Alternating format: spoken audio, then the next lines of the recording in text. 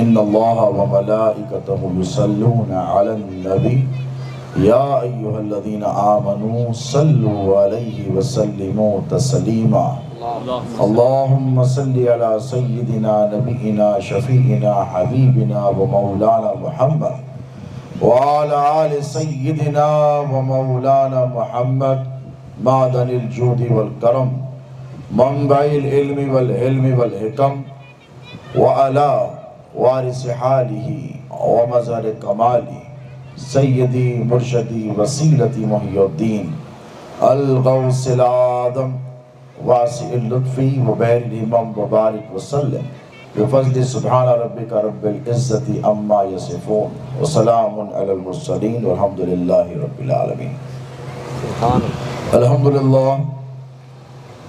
الحمد للہ رب العالمین والعاقبۃ للمتقین والصلاة والسلام على سید الاولین والآخرین وآلہ الطیبین الطاہرین وصحبہ الاکرمین اجمعین خصوصاً علی محی الملت والدین بعض اللہ الاشہب سیدنا شیخ عبد القادر الحسنی الحسینی الجعفری والجیلانی رضی اللہ تعالی عنہ وارضاہ عنا. قال تبارک و تعالی فی کلامہ القدیم فاعوذ باللہ من الشیطان الرجیم بسم اللہ الرحمن الرحیم وَلَهُنَّ مِثْلُ الَّذِي عَلَيْهِنَّ بِالْمَعْرُوفِ صدق اللہ مولانا العظیم وبلغنا رسولہ الامین الکریم ونحن علی ذلک لمن الشاہدین والشاکرین والحمد للہ رب العالمین. لی قمصۃ نطفی بہا حر الوباء الحاتمہ المصطفیٰ والمرتضیٰ وابناہما والفاطمہ. میرے لیے یہ پنجتن ہے دافع رنج و بلا شاہ خدا شیر خدا حسن و حسین و فاطمہ حسن و حسین و فاطمہ. وارث حال مطلوب جل و علا سیدہ فاطمہ سیدہ فاطمہ.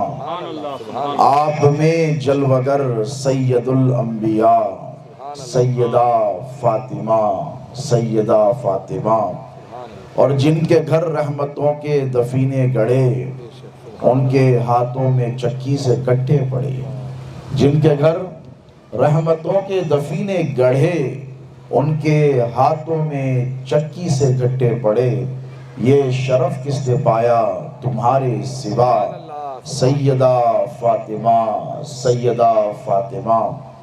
صاف مفہوم ہے سورہ دہر کا صاف مفہوم ہے سورہ دہر کا. مانگنے والا جب کوئی بھی آ گیا آپ کے در سے پھر وہ نہ خالی گیا. سیدہ فاطمہ سیدہ فاطمہ. شہ نشین کو تشریف فرما برادر طریقت مولانا معصوم بادشاہ قادری الکاظمی خطیب و امام مسجد محمدیہ مقدم مدار. اس بزم کے روح رواں وقت مدار ویلفیئر ایسوسی ایشن کے صدر شمس الدین قادری حفظہ اللہ، ان کے تمام معاونین، برادران ملت اسلامیہ اور پس پردہ انتہائی قابل احترام عفت مآب خواتین اسلام، سیدہ کائنات کی کنیزوں، السلام علیکم ورحمۃ اللہ تعالی وبرکاتہ. اللہ رب تبارک و تعالی جل مجدہ کا یہ بڑا فضل و کرم ہے، بڑا احسان ہے کہ اس نے انسان کو اشرف المخلوقات بنا کر اس دنیا میں روانہ کیا، جہاں انسان کی عظمت اور فضیلت کے لیے یہ کافی ہے کہ آج ہندوستان جیسا ملک بھی چاند پر پہنچ گیا ہے. سبحان اللہ سبحان اللہ. تو یقیناً اللہ فرماتا ہے وَسَخَّرَ لَكُم مَا فِي السَّمَاوَاتِ وَالْأَرْضِ جَمِيعًا. کہ ہم نے زمین اور آسمان کو مسخر کر دیا ہے، اب جس کی جتنی کوشش ہے، کاوش ہے، اس کی اتنی ہی کامیابی ہے، جس کی جیسی فکر ہے اس کے نتائج ویسے ہی برآمد ہوتے ہیں۔ پیاری بہنوں اور محترم ماؤ، مقطع مدار ویلفیئر ایسوسیشن کی جانب سے برسوں سے ماشاءاللہ یہ اجتماع منعقد کیا جا رہا ہے۔ اس اجتماع کے پیچھے جو مقصد ہے، اس مقصد کو پہنچنے کی بہت زیادہ ضرورت ہے۔ دیکھیے، ایک ہوتی ہے سماعت، جیسے آپ نے معصوم پاشا سے سنا، ایک ہوتا ہے جاننا اور ایک ہوتا ہے ماننا۔ جاننے سے کچھ ہونے والا نہیں ہے، صرف تنہا ماننے سے ہوگا۔ ایک ہے باقی کے اصول اور طریقے آپ کو معلوم ہے، یہ وضو کرنے کا طریقہ ہے، کلی کی جائے، چہرہ دھویا جائے، ہاتھ دھویا جائے، پیر دھوئے جائے، وغیرہ وغیرہ، لیکن جاننا کافی نہیں ہوتا، اس پر عمل کرنا ضروری ہوتا ہے۔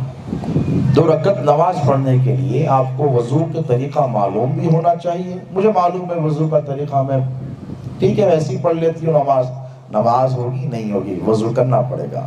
تو اسلام is a religion of practicality. Islam is not just about theory کہ کتاب میں لکھ دیا گیا اور ہو گیا بس پڑھ لو۔ جیسے دوسرے مذہبوں میں آپ نے دیکھا آج کل 24 گھنٹے بھجن وغیرہ لگائے جاتے ہیں، اور گرودواروں میں بھی لگا دیے جاتے ہیں، چرچ میں بھی ان کے بائبل کے وہ میلوڈی سانگز وغیرہ جو بھی ہوتے ہیں وہ لگا دیے جاتے ہیں، لیکن اس پر عمل کرنے والا کوئی نہیں ہوتا ہے۔ ان کو خود نہیں معلوم کیا پڑھی جا رہی ہے، ہزاروں سال پرانی سنسکرت کی زبان میں وہ اشلوک وغیرہ پڑھتے رہتے ہیں، لگا دیتے ہیں مندروں پہ۔ لیکن اسلام ایسا مذہب نہیں ہے، اسلام پریکٹیکلٹی کا مذہب ہے۔ اللہ یہ چاہتا ہے کہ آپ جب اسلام کے دائرے میں داخل ہوں تو پوری طریقے سے داخل ہوں۔ یا ایھا الذین آمنوا ادخلوا بالسلم کافہ، اللہ قرآن میں فرماتا ہے کہ اے ایمان والو، ایمان لا لیا؟ ہاں مولا لا لے۔ اب ایک کام کرو، اسلام میں پورے داخل ہو جاؤ۔ تو یہ جو اجتماع ہے، اس کا مقصد کیا ہے؟ اس کا مقصد یہ ہے کہ صرف سنانا نہیں ہے، بلکہ ہم اپنی کوشش و کاوش میں، اس جد و جہد میں، اس اسٹرگل میں، اس محنت شاقہ میں کامیاب اس وقت ہوں گے جب ہماری مائیں اور بہنیں اس پر عمل پیرا ہو جائیں گے۔ اسلام میں پریکٹیکلٹی کی بڑی اہمیت ہے۔ مجھے ابھی کسی بہن کی طرف سے ایک چٹھی آئی اور اس میں بتایا گیا کہ بتایا جائے کہ شوہر کے عورت پر کیا حقوق ہیں اور بیوی کے شوہر پر کیا حقوق ہیں۔ بات وائس ورثہ ہونی چاہیے، کیونکہ تالی ایک طرف سے نہیں بجتی۔ اور اللہ رب تبارک و تعالیٰ نے قرآن پاک میں سورۃ البقرہ کی جو میں نے آیت پڑھی ہے، اس پر اگر آپ غور و فکر کریں تو یہ دنیا کے جو جھوٹے دعوے ہیں کہ اسلام میں عورتوں کو برابر کا درجہ نہیں دیا گیا ہے، یہ سارے رد ہو جائیں گے۔ یہ دعویٰ کرنے والے جھوٹے ثابت ہو جائیں گے، اس لیے کہ ہم خود یہ سمجھتے ہیں اکثر ہم میں سے لوگ کہ بھائی جسٹس نہیں کی گئی، نعوذ باللہ من ذالک، نہیں، ایسا نہیں ہے۔ اللہ قرآن پاک میں فرماتا ہے وَلَهُنَّ مِثْلُ الَّذِي عَلَيْهِنَّ بِالْمَعْرُوفِ، عورتوں کے لیے بھی وہی حقوق ہیں، ان کی مثال بھی ویسے ہی ہے جیسے کہ مردوں کی ہے، اور ان کے بھی وہی حقوق ہے۔ اللہ فرماتا ہے اللہ یہ کہ ان کے ساتھ اچھا سلوک کیا جائے۔ وَعَاشِرُهُنَّ بِالْمَعْرُوفِ، اللہ قرآن میں بار بار ارشاد فرماتا ہے کہ عورتوں کے ساتھ اچھا سلوک کرو۔ اور عورت کی فضیلت کے لیے یہ کیا کم ہے کہ قرآن پاک میں کوئی سورۃ الرجال نہیں ملے گی۔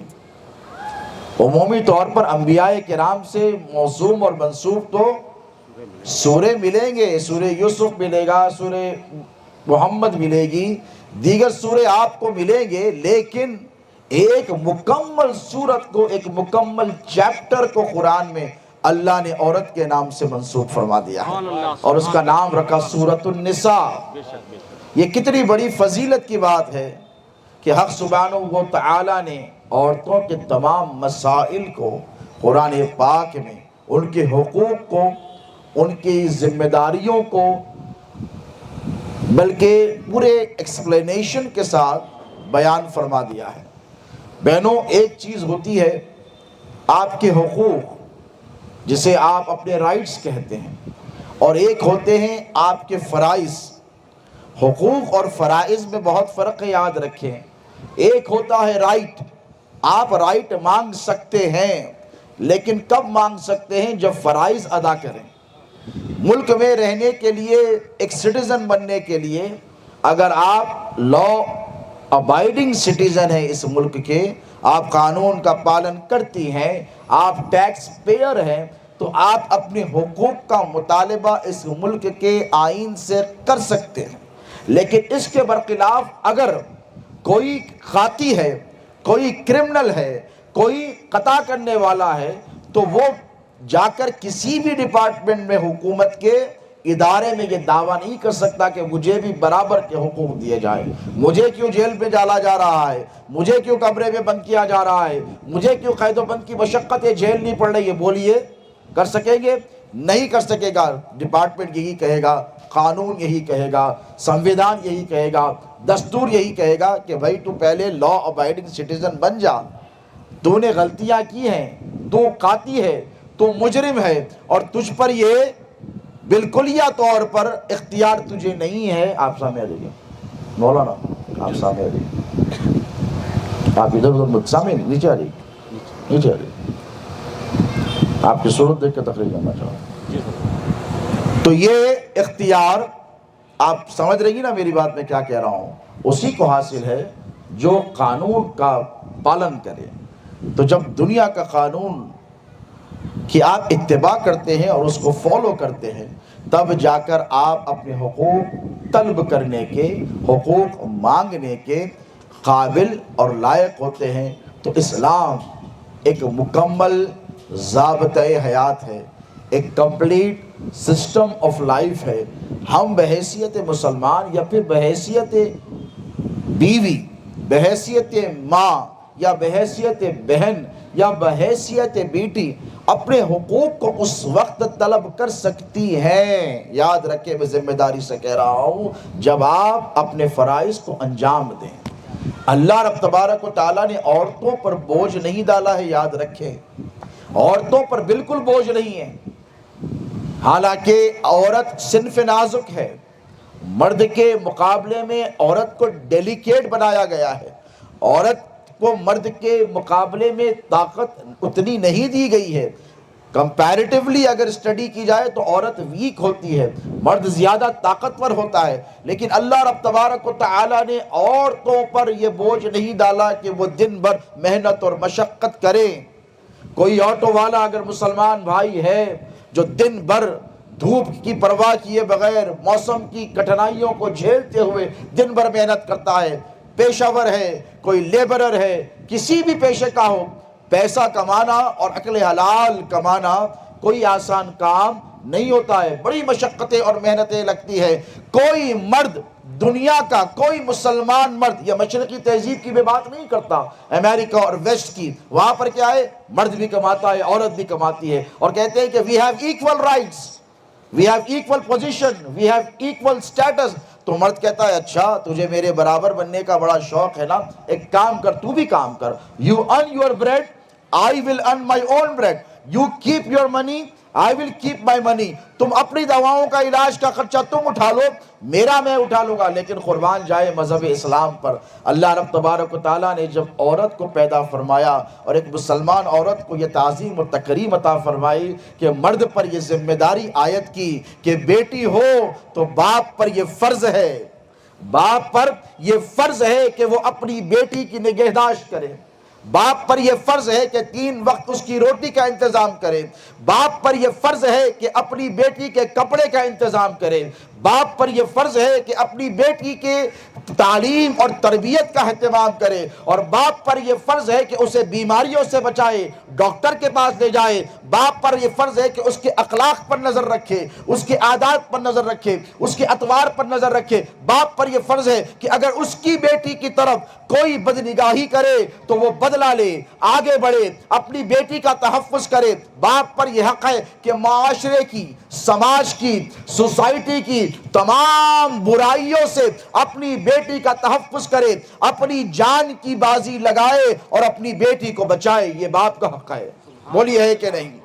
یہ باپ کا حق ہے۔ اور اللہ کا احسان ہے کہ مسلمانوں پر کوئی غریب باپ ہو کہ کوئی امیر باپ، پیسے والا باپ ہو، یہ فرض بخوبی انجام دے رہے ہیں۔ یہ مذہب اسلام کی خوبصورتی ہے، اس کے علاوہ کہیں نہیں دیکھا جاتا۔ پھر ایک بھائی کے حقوق ہیں کہ وہ بہن کی تعظیم کرے، بہن کی تکریم کرے، بہن کی عزت کرے اور بہن کی قدر اور منزلت کرے۔ بھائی پر یہ فرائض ہیں کہ بہن کو پروٹیکشن فراہم کرے اور بہن کی ضروریات کا خیال رکھے۔ پھر ساتھ میں اگر ایک بچی ہے، اس کی ماں ہے، اس کو بھی اللہ رب تبارک و تعالیٰ نے یہ ذمہ داری دی ہے کہ اس کے جو پرسنل مسائل ہیں، ایک ماں پر پھر ذمہ داری آئے۔ تو دیکھیے عورت کی زندگی کو دیکھیے، کبھی بیٹی بن جا رہی ہے، کبھی کسی کی بہن ہو جا رہی ہے، کبھی خود ماں بن کر خدمت کر رہی ہے۔ ہر طرف سے اللہ رب تبارک و تعالیٰ نے اس پر ایسی خوبصورت ذمہ داریاں عائد کی ہیں کہ اگر عورت اپنی ذمہ داریوں کو کما حقہ ادا کر دے تو معاشرے سے، سوسائٹی سے تمام برائیوں کا خاتمہ ہو جائے گا۔ یہ ذمہ داریاں عورتوں پر فائز کی گئی ہیں۔ اور اسی کے ساتھ اللہ رب تبارک و تعالیٰ نے یہ بھی احکام فرمائے ہیں کہ عورتوں پر یہ ذمہ داری نہیں ہے کہ وہ کمائیں، محنت کریں، مشقت کریں، دولت کما کر لائیں اور اپنی ضروریات کو پورا کریں۔ نہیں، نان و نفقہ جسے کہا جاتا ہے، مینٹیننس، یہ ذمہ داری اللہ رب تبارک و تعالیٰ نے مرد پر ڈالی ہے۔ مرد پر ڈال کر کہا ہے کہ اس کے کھانے کا انتظام تجھے کرنا ہے، اس کے رہنے کا انتظام تجھے کرنا ہے، اس کے کپڑوں کا انتظام تجھے کرنا ہے، اس کی تمام ضروریات کا انتظام تجھے کرنا ہے۔ اس کے بعد جب ذمہ داری اور حقوق کی بات ہو گئی تو اللہ رب تبارک و تعالیٰ نے یہ نہیں فرمایا کہ عورت ہے تو اسے پیچھے ڈال کر رکھ، عورت ہے تو اسے تعظیم نہ دے، عورت ہے تو اسے ریسپیکٹ نہ دی جائے، عورت ہے تو اسے ڈگنیٹی اور آنر اور پریسٹیج نہ دیا جائے۔ نہیں، اللہ رب تبارک و تعالیٰ نے عورت کو اتنا عظیم مقام عطا فرمایا۔ ایک طرف اس کو ایکسکیوز عطا فرمائی کہ تجھے ہارڈ ورک کرنے کی ضرورت نہیں ہے، تجھے محنت کرنے کی زیادہ ضرورت نہیں ہے، تجھے پیسہ کمانے کے لیے مشقت کرنے کی ضرورت نہیں ہے۔ اس کا مطلب یہ نہیں ہے کہ تو صاحب عزت نہیں ہے، اس کا مطلب یہ نہیں کہ تو صاحب تکریم نہیں ہے، اس کا مطلب یہ نہیں کہ تیرا کوئی مقام یا آنر یا پریسٹیج نہیں ہے۔ نہیں، قربان جائے وہ دانائے سبل، قطب الرسل، مولائے کل، قطب الرحمت للعالمین،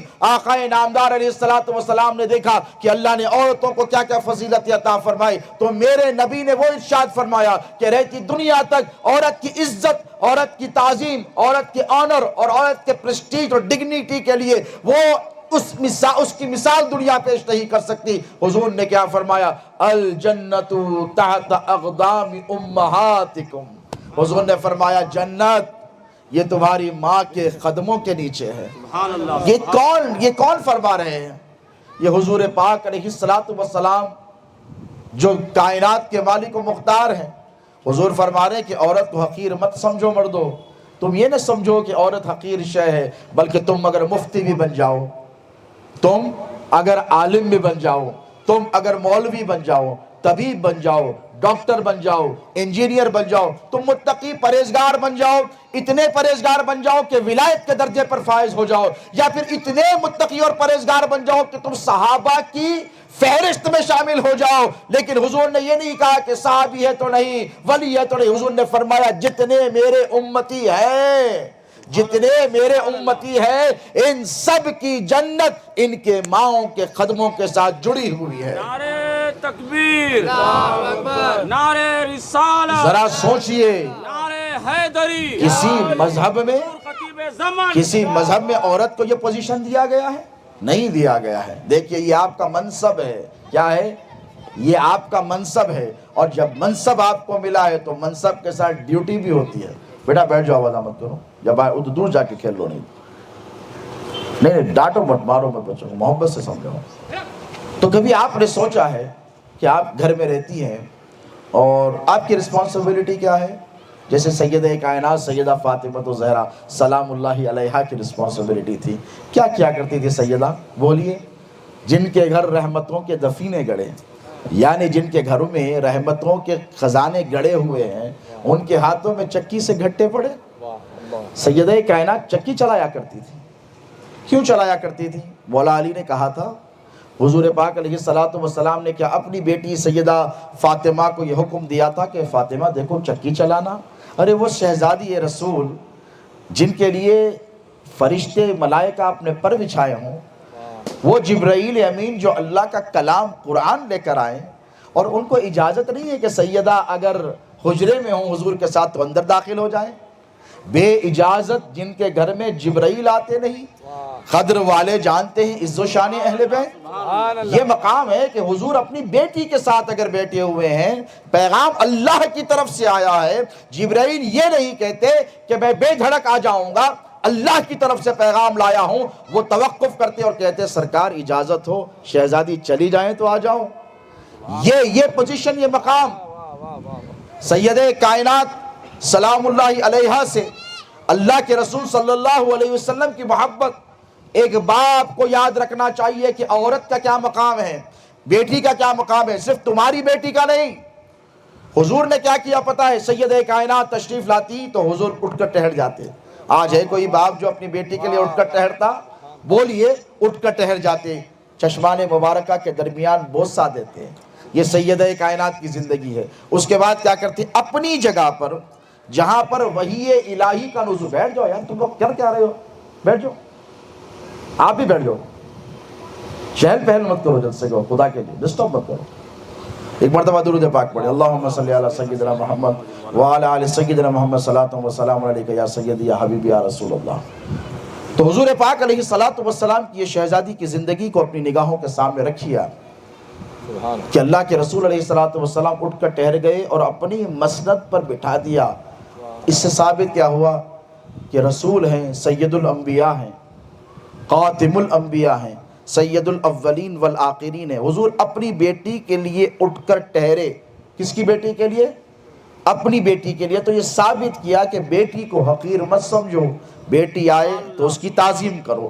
دیکھو ٹھہرنے کا مطلب کیا ہے؟ یہ جو سلام کا جھگڑا ہے جماعت والوں سے ہمارا، حضور بیٹھے بیٹھے بھی تو استقبال کر سکتے تھے نا، آؤ بیٹھو، لیکن اس سے عزت کا اظہار نہیں ہوتا، اس سے آنر کا اظہار نہیں ہوتا، اس سے محبت کا اظہار نہیں ہوتا، یعنی اہمیت نہیں ہے۔ لیکن جب اہمیت ہوتی ہے، جب سامنے والے کی قدر ہوتی ہے، جب سامنے والے کی عزت ہوتی ہے تو بندہ بیٹھا نہیں رہتا، بیٹھا رہتا تو ٹہر جاتا ہے، ٹہر جاتا ہے، قیام کی حالت میں آ جاتا ہے۔ یہ ایک مسلمان کی شان ہونی چاہیے۔ یہ اللہ کے رسول علیہ الصلوۃ والسلام نے ظاہر فرمایا، کس کے لیے؟ اپنی بیٹی کے لیے تعظیم سکھائی۔ اس کا مطلب یہ نہیں کہ میں صرف اپنی ہی بیٹی کی تعظیم کروں۔ گھر میں ہے تو باپ یہ طریقہ اپنائے، مسلمان یاد رکھیں بشمول میرے، یہ باپ کا یہ طریقہ ہونا چاہیے کہ اپنی بیٹی کے استقبال کے لیے اٹھ کر ٹہرے، اسی لیے کہ یہ رسول اللہ کی سنت ہے، یہ مصطفیٰ کی سنت ہے۔ جو تمہاری بیٹی ہے اس کے لیے تم ٹہرتے ہو، یہ بات پر تمہیں عمل کرنا ہے۔ لیکن ذرا سوچو، جو بیاہ کر کے اپنا گھر چھوڑ کر تمہارے گھر آئی ہے، تمہاری بہو بن کر آئی ہے، یہ بھی کسی کی بیٹی ہے، یہ بھی کسی کی بیٹی ہے۔ تو جو عزت و احترام تم اپنی بیٹی کا کرتے ہو، وہی عزت و احترام تم کو اپنی بہو کا کرنا ہے۔ اور اگر اس میں تم کامیاب ہو جاؤ تو یقیناً یہ جو روح اسلام ہے، جو مقصد اسلام ہے، جو عورت کی عزت اور تکریم کا جو کنسپٹ ہے جسے اسلام نے بیان کیا ہے، اس کو حاصل کرنے میں کامیابی آپ کو مل جائے گی۔ تو بہنوں، ماؤں، یہ تو آپ کے حقوق ہو گئے، یہ تو آپ کی فضیلتیں ہو گئیں، اور فضیلتوں کے لیے تو بہت ساری چیزیں ہیں۔ لیکن ذرا سوچئے، ایک طرف آپ کی فضیلت ہے، آپ کا پوزیشن ہے، ایک طرف آپ کی ڈیوٹی ہے۔ کیا ہے بولیے؟ ڈیوٹی ہے۔ اور اسلام ڈیوٹی کا مذہب ہے، صرف فضیلت کا مذہب نہیں ہے۔ آنکھ کھولنے سے آنکھ بند کرنے تک ڈیوٹی لگی ہوئی ہے۔ کیا ہے بولیے؟ ڈیوٹی لگی ہوئی ہے، اور اس ڈیوٹی پر آپ کو عمل کرنا ہے۔ سرے بلوغ کو پہنچ گئے، نماز پڑھ دی ہے، اور ایک وقت کی نہیں ہے، 5 وقت کی پڑھنی ہے۔ بولیے، قرآن کی تعلیم حاصل کرنی ہے، اسلام کے احکام پر عمل کرنا ہے، منہیات سے بچنا ہے، جائز چیزیں جو ہیں اس کو اختیار کرنا ہے، حلال چیزوں کو اختیار کرنا ہے، حرام چیزوں سے بچنا ہے۔ تو ایک کانسٹنٹ ڈیوٹی ہے۔ مسلمان پارٹ ٹائم مسلمان نہیں ہوتا، مسلمان فل ٹائم مسلمان ہوتا ہے۔ مسلمان نیند سے اٹھے تو مسلمان ہے، ہاتھ منہ دھوئے تو مسلمان ہے، کھانا کھائے تو مسلمان ہے، پانی پیے تو مسلمان ہے، گھر میں رہے تو مسلمان ہے، باہر جا کے معاملات کرے تو مسلمان ہے، چلے پھرے تو مسلمان ہے، اٹھے بیٹھے تو مسلمان ہے، اور یہاں تک کہ جب سو جائے تب بھی مسلمان ہے۔ یعنی ڈیوٹی آپ پر عائد ہے، ایسا نہیں کہ پارٹ ٹائم کتاب بند کر کے رکھ دی، جیسے اسکول کالج کی رکھ دیتے ہیں، بات ہو گئی ختم ہو گئی، اب کچھ کام نہیں کرنا ہے، ہو گیا کام، نہیں، 24 آورز آپ پر یہ ذمہ داری ہے۔ تو بحیثیت عورت آپ پر کیا ذمہ داری ہے؟ عمومی طور پر بات یہ کی جاتی ہے شوہر کے کیا حقوق ہیں، عورت کے کیا حقوق ہیں، ہم حقوق کی باتوں میں رہ گئے ہیں۔ کیوں حقوق کی باتوں میں رہ گئے اور الجھ کر رہ گئے ہیں؟ What are our rights? ہمارے رائٹس دو۔ جیسے آپ نے دیکھا سڑکوں پر لوگ احتجاج کے نکل جاتے، ہماری مانگیں پوری کرو، ہمارے حقوق ہم کو دو۔ ساری دنیا میں حقوق کے لیے لڑائی جھگڑا ہو رہا ہے، ہمارا حق ہم کو ادا کیا جائے، یہ ہمارا حق دیا جائے۔ عورتیں کہہ رہی ہیں پاکستان میں میرا جسم میری مرضی، میں کچھ بھی پہنوں گی، یہ میرا حق ہے۔ وہاں پر جا کے آپ دیکھیں کتنا اسلامی ملک ہونے کے باوجود وہاں پر اس قسم کی گندگیاں ہیں۔ میرا جسم میری ملک، جو چاہے پہنوں، who are you to stop me؟ اور وہاں سڑکوں پر عورتیں نکل آ کر اپنے حقوق کے لیے بات کر رہی ہیں۔ ساری دنیا میں، یورپ میں، ویسٹ میں، امریکہ میں، آسٹریلیا میں، ہر جگہ پر عورتیں اپنے حقوق کا مطالبہ کر رہی ہیں۔ لیکن اسلامی نقطۂ نظر سے دیکھیے، اسلامی زاویہ فکر سے دیکھیے، اسلامی پرسپیکٹو اور اسلامی سوچ کے ذریعے دیکھیے، حقوق کا ہوگا کہ تم جاؤ اور جا کر اپنا حق مانگ لو۔ پوچھئے کسی مفلوق الحال کو، کسی غریب کو، کسی فقیر کو جو زکوٰۃ لینے کا مستحق ہو، کہیں قرآن میں اللہ نے کہا تو جا اور اپنی زکوٰۃ لے لے؟ نہیں، پیسے والے سے کہا تو زکوٰۃ دے۔ کیا کہا؟ تو زکوٰۃ دے۔ صدقہ لینے والے کو یہ نہیں کہا کہ تو امیر کا پاس جاؤ اس کا دامن پکڑ لے، نہیں، بلکہ امیر کو کہا تو اللہ کی راہ میں خیرات کر، تو صدقہ دے۔ دیکھیے ایک ہے حق اور ایک ہے حق کا ادا کرنا۔ اسلام پریکٹیکلٹی کا مذہب ہے، مطالبے نہیں چاہتا اسلام۔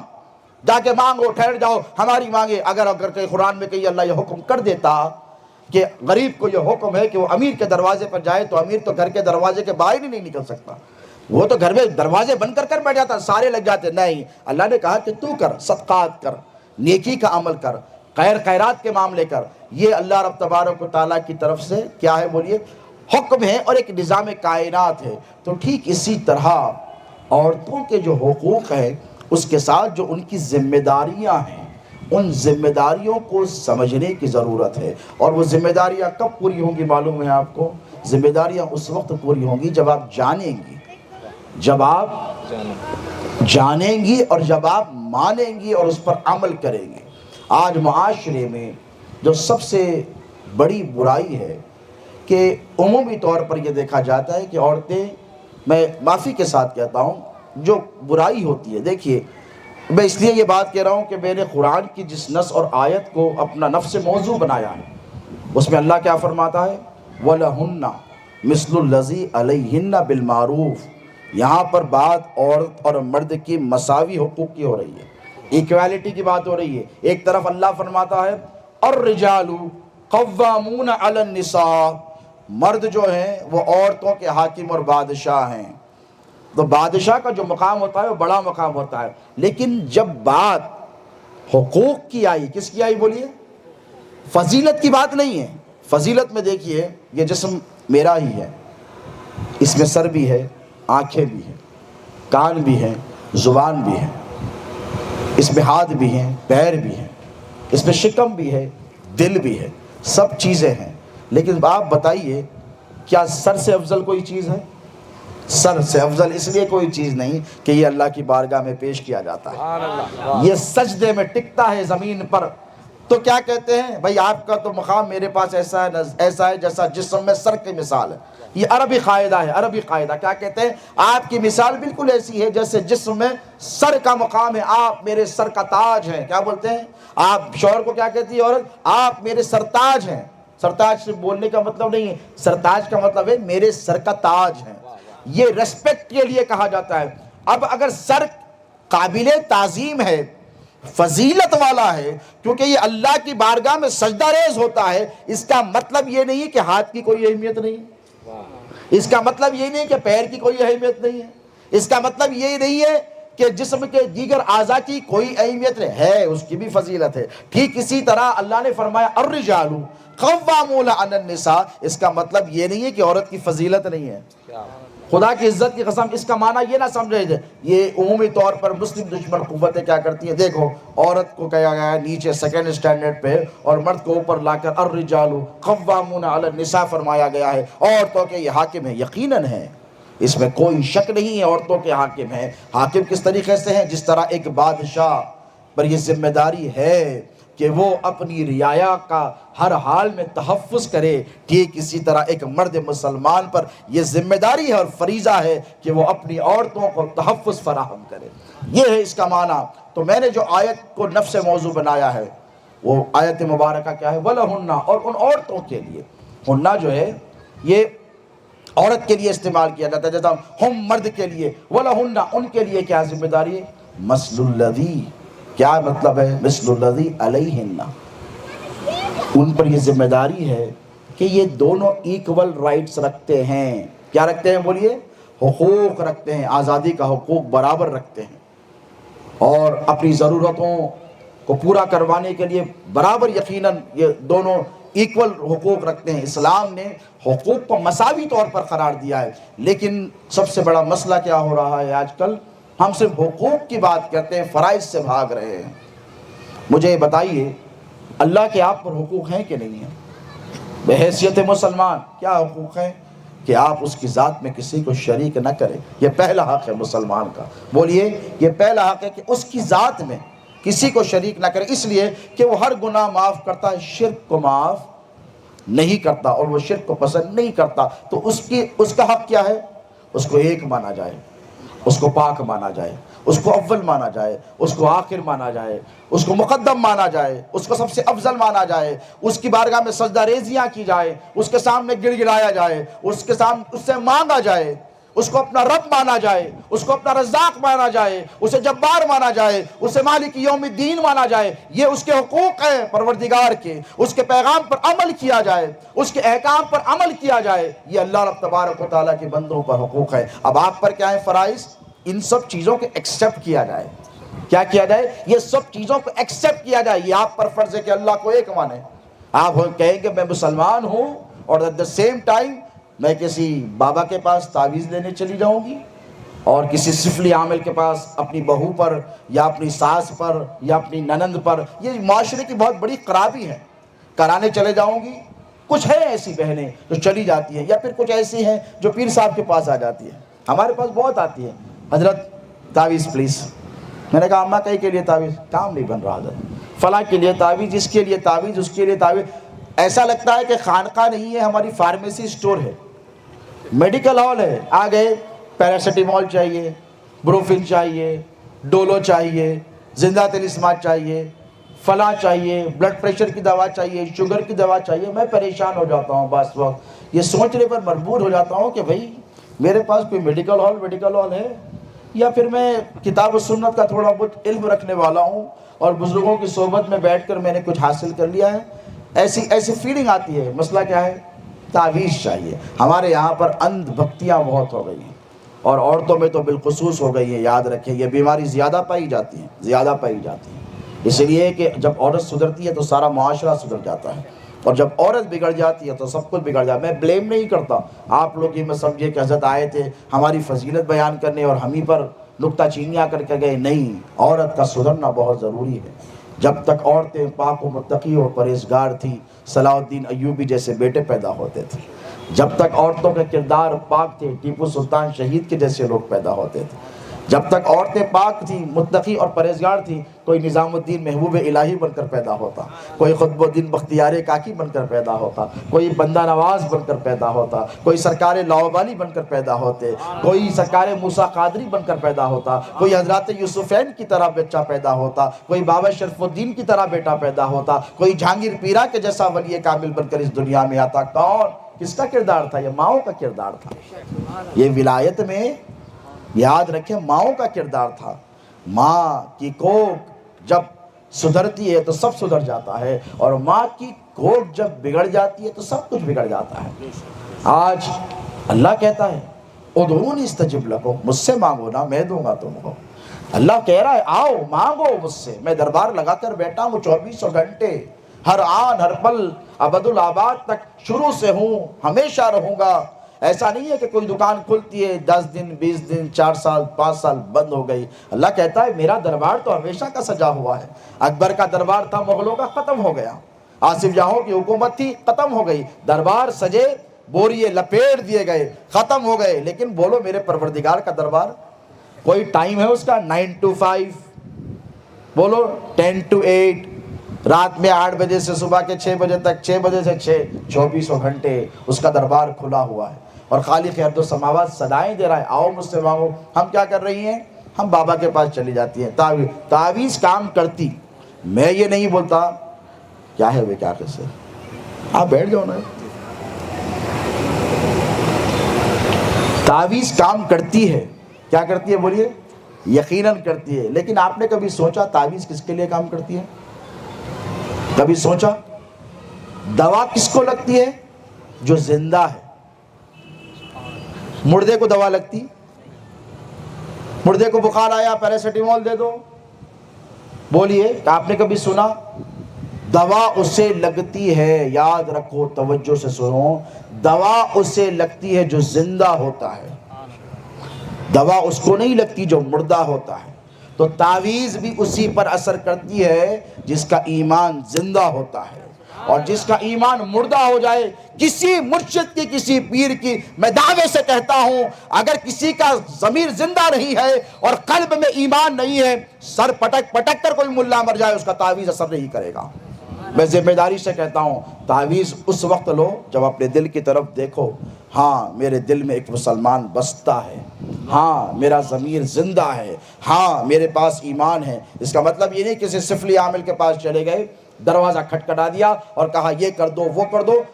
شہر میں حیدرآباد میں کہہ رہا ہوں کئی ایسی مسلمان عورتیں ہیں، اللہ مخت مدار کی میری بہنوں کو، ماؤں اور بیٹیوں کو محفوظ رکھے، جو کافروں کے پاس، مشرکوں کے پاس، پجاریوں اور پنڈتوں کے پاس جا رہی ہیں۔ آج دن سوشل میڈیا پر دیکھنے کو ملتا ہے۔ اس کا اثر کیا ہو رہا ہے؟ شوہر صاحب تو یہ سمجھ رہے ہیں کہ بیوی میری گئی ہے کسی کے پاس، حضرت کے پاس، قبلہ کے پاس، پیر صاحب کے پاس تعویذ لینے، جب اس کا دل نہیں بھرا پیر صاحب کی تعویذ سے، تو اکثر عورتیں ایسی جگہ پر جا رہی ہیں، جا تو مسلمان رہی ہیں، لوٹ کر آ رہی ہیں تو مسلمان نہیں رہ رہی۔ میں ذمہ داری سے کہہ رہا ہوں، اسی لیے تو کہتے ہیں نا الرجال قوامون علی النساء، مردوں کی ذمہ داری ہے کہ عورتوں پر نظر رکھے۔ میری ماؤں بہنوں بیٹیوں جاؤ تعویذ ضرور لو، لیکن تعویذ کب اثر کرے گا پتہ ہے آپ کو؟ ایک لکیر کسی پیر کی، تعویذ تو بہت دور کی بات، ایک لکیر اگر پیپر پر لکھ کر ایک شیخ کامل مار دینا، اور کوئی شیخ کامل بھی نہ ہو، تمہارا عقیدہ اگر سچا ہو، اور وہ ایک لکیر بھی مار دینا، خدا کی عزت کی قسم وہ ایک لکیر تمہارا مخدر بنانے کے لیے کافی ہو جائے۔ لیکن کب ہوگی؟ جب ایمان ہوگا۔ ایک مثال میں آپ کو پیش کرتا ہوں۔ ہم سب اکثر ماشاءاللہ اولیاء اللہ کے ماننے والے اور بزرگوں سے محبت رکھنے والے ہیں کہ نہیں بتائیے؟ کوئی حضور غوث اعظم کی 11ویں کرنے والی ہے یہاں پر میری ماں بہنیں بیٹیاں، اور کوئی غریب نواز کی چھٹی کرنے والی ہے کہ نہیں؟ چھٹی بھی ہوتی ہے، 11ویں بھی ہوتی ہے، 12ویں بھی ہوتی ہے۔ اب آپ یہ سمجھتے ہیں کہ صرف ہم درگاہ پر کسی ولی کامل کے پاس چلے گئے، چاہے ہمارے اعمال کیسے ہی ہوں، ہمارا کام بن جائے گا؟ یہ ایک مفروضہ اور باطل عقیدہ ہے، توجہ سے سنیں۔ دنیا نہیں، آخرت میں یقیناً شفاعت کام آئے گی، مگر ہم آخرت میں نہیں رہ رہے ہیں نا، ہم دنیا میں رہ رہے ہیں۔ کہاں رہ رہے ہیں؟ ابھی قیامت برپا ہوئی ہے، یقیناً اولیاء کی استعانت گناہگاروں کے حق میں آخرت میں کام آئے گی، لیکن دنیا اگر سنوارنی ہے تو اللہ نے کیا فرمایا؟